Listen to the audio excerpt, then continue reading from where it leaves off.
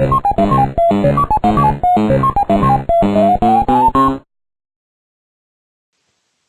thank you for watching Gabbin About Games. I'm Miguel Sanchez.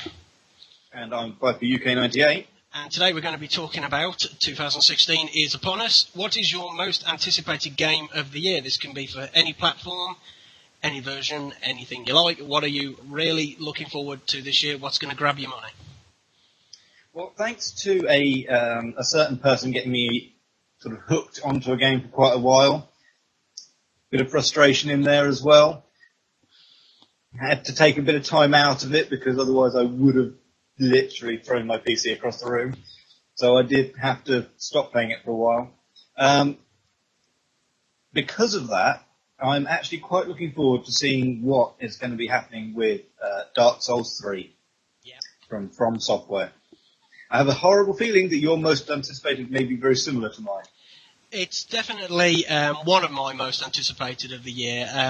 From what I've seen so far, they have released clips. Firstly, I think it's not fair to say that there has not been a bad game in the Dark Souls series so far. If you go back to Demon Souls, Dark Souls 1, Dark Souls 2, Bloodborne, it's not as if this is a studio that just pumps games out to just make millions. They really do put a lot of time and effort into what they make, and it shows. They're great games. I think there was something like 3 years between Dark Souls 1 and Dark Souls 2. Similar amount of time, I think, between the original Demon Souls. That's the Dark Souls that everyone likes to pretend they've played, but very few people have. It didn't sell particularly well.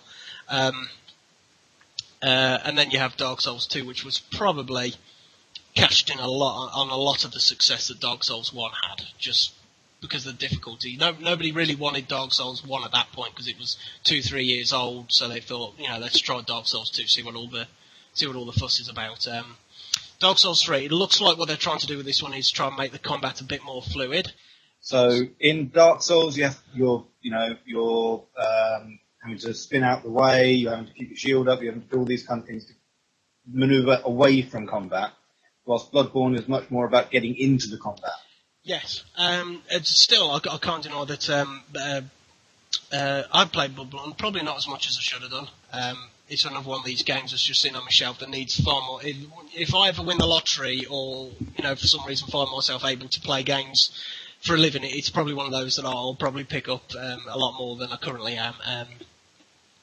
A lot of the problems I've had getting into Bloodborne is I've just loved Dark Souls 2 too much, and I always struggle playing the one without comparing it to the other. They're definitely looks like they're making the combat a lot more fluid. It looks like they're trying to also add more elements of interactivity into the combat, in so much as that what the enemy bosses can do to you. There are a few instances in Dark Souls 2 where the enemy, the boss can do specific attacks on you that will have a scripted event. For example, if the pursuer, I think it's a pursuer, it could be Cerilon or whatever, if they skewer you with their sword, you get a cutscene animation of it, well, not a cutscene, but an animation of you being lifted up and being stuck on his sword, rather than just... Yeah, I've had that happen to me. Yeah, definitely looking forward to that. And probably the only other game I'm really, really holding out for this year is Rollercoaster Tycoon World. The first time I played Rollercoaster Tycoon, the first one was back in probably 96. It came free with my tiny PC. It was a Pentium 500, and it was one of the games packaged, thrown in with it. And I played it, and I've probably spent a ridiculous amount of times on Rollercoaster Tycoon 1, 2, and 3. It's probably now been 15 years since the last official Rollercoaster Tycoon game or add-on expansion was released. So there's been plenty of time. It kind of makes your head scratch in a sense, because they're games that have always sold well, and it's hard to believe that after 15 years, this is the first time that we're really getting a proper sequel. It was originally scheduled for release last December. That's December 2015. I think it was originally penciled in for the 8th or the 9th, so I was really looking forward to it last year. It got released, they did some beta releasing in September and October.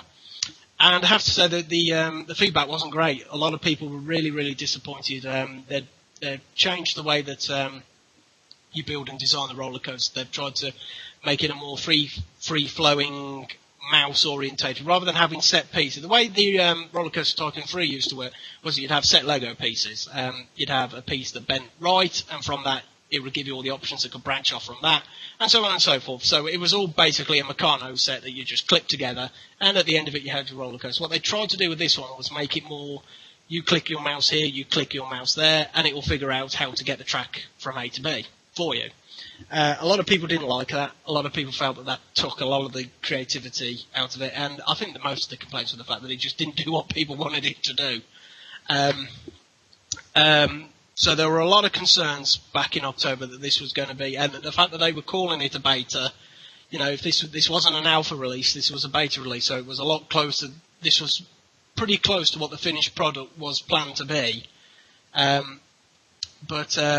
a lot of people were concerned that this was going to be a real letdown. Damn it. The good news was, partial good news, was that the developers, based on the beta feedback, decided to cancel the release, and it's not scheduled now until I think around April, May this year. So they've cancelled it by a good 6 months. That's a heck of a cancellation to make, just on the basis of some not too positive feedback. I mean, Christ, can you imagine EA cancelling Star Wars Battlefront based on some of the feedback they've been getting from that when that was in beta testing? That would have been, it's unheard of, so.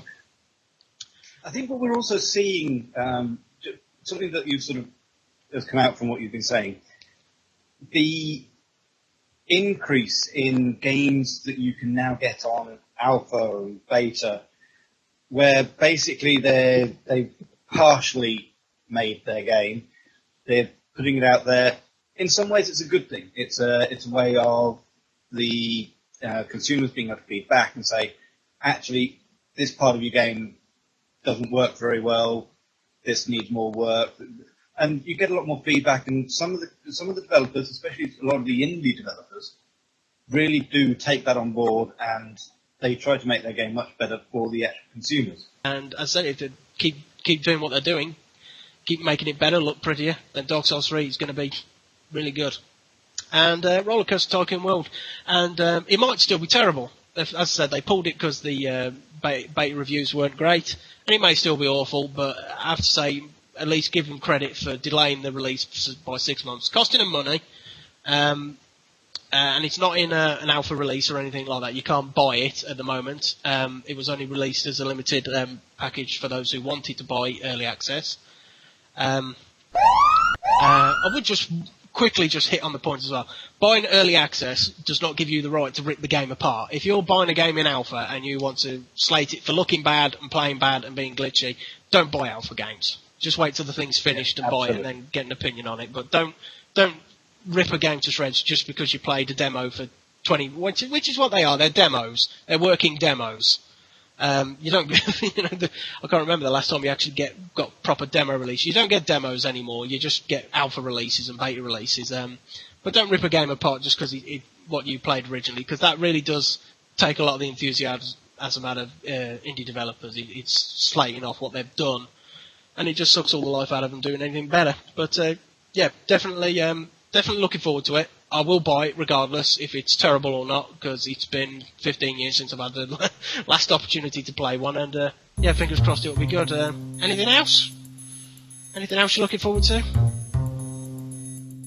Not at the moment. There you are. So 2016, all we're looking forward to is Dark Souls 3. There you go.